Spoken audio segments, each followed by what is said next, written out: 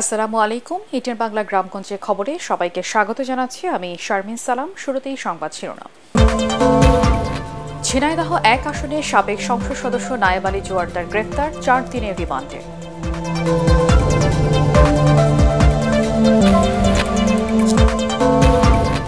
সংরক্ষণের অভাবে নষ্ট হচ্ছে পেঁয়াজ, কম দামে বিক্রি করতে বাধ্য হচ্ছেন রাজবাড়ীর কৃষকরা।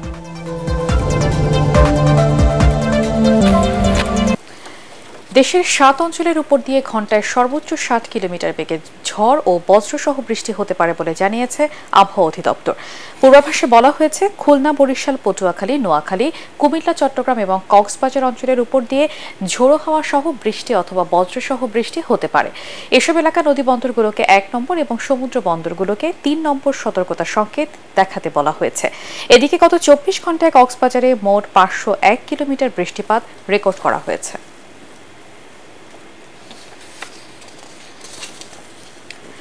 ঝিনাইদহ ১ আসনের সাবেক সংসদ সদস্য নায়েব আলী জোয়ারদারের ৪ দিনের রিমান্ড মঞ্জুর করেছে আদালত। বৃহস্পতিবার রাত ১২টার দিকে শহরের আরাবপুর জামতলা এলাকার নিজ বাসা থেকে তাকে গ্রেফতার করে যৌথ বাহিনী। র্যাব জানায়, জেলা বিএনপির কার্যালয়, জেলা বিএনপির সভাপতির বাড়িতে অগ্নিসংযোগ সহ নাশকতা ২ মামলার প্রধান আসামি নায়েব আলী জোয়ারদারকে গ্রেফতার দেখিয়ে সদর থানায় সোপর্দ করা হয়। শুক্রবার সকালে তাকে আদালতে পাঠায় পুলিশ।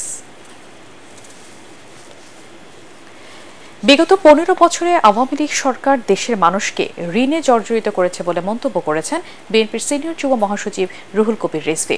দিনাজপুরে বৈষম্য বিরোধী আন্দোলনে পুলিশের গুলিতে আহত আব্দুর রশিদের পরিবারের হাতে তারেক রহমানের পক্ষ থেকে আর্থিক সহায়তা দেওয়ার সময় তিনি কথা বলেন।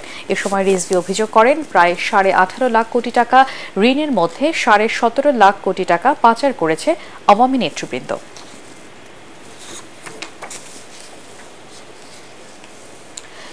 যেসব প্রতিষ্ঠানে এখনও আওয়ামী লীগ সমর্থকরা রয়েছেন তাদের সরিয়ে নিরপেক্ষ লোক বসানোর দাবি জানিয়েছেন জামাত ইসলামের কেন্দ্রীয় নায়েবে আমির অধ্যাপক মুজিবুর রহমান। বাংলাদেশ শ্রমিক কল্যাণ ফেডারেশন রাজশাহী মহানগর আয়োজিত সমাবেশে তিনি কথা বলেন।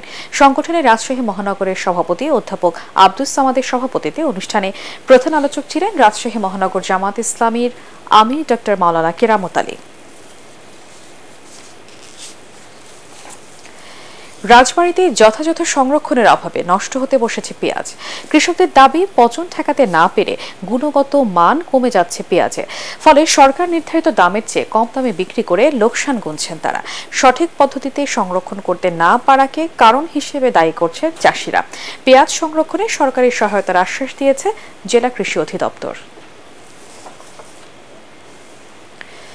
৫ই আগস্ট পর্যন্ত ছাত্র জনতা যেভাবে এক থেকে সরকারের পতন ঘটিয়েছিল, সেইভাবে আগামীতে ঐক্যবদ্ধ থাকবে বলে জানিয়েছেন বৈষম্য বিরোধী ছাত্র আন্দোলনের কেন্দ্রীয় সমন্বয়ক মাহিন সরকার। বাংলাদেশ বিনির্মাণের সবার ঐক্যবদ্ধতা খুব বেশি প্রয়োজন বলেও জানান তিনি। জয়পুরহাট শিল্পকলা একাডেমিতে আয়োজিত ছাত্র নাগরিক মতবিনিময় সভায় কেন্দ্রীয় সমন্বয়ক কুররাতুল আইন কানিজ, ইফতেখার আলম আসাদ, সাইফুল ইসলাম উপস্থিত ছিলেন। এই ছিল এখনকার মতো। পরবর্তী সংবাদ দেখার আমন্ত্রণ জানিয়ে শেষ করছি।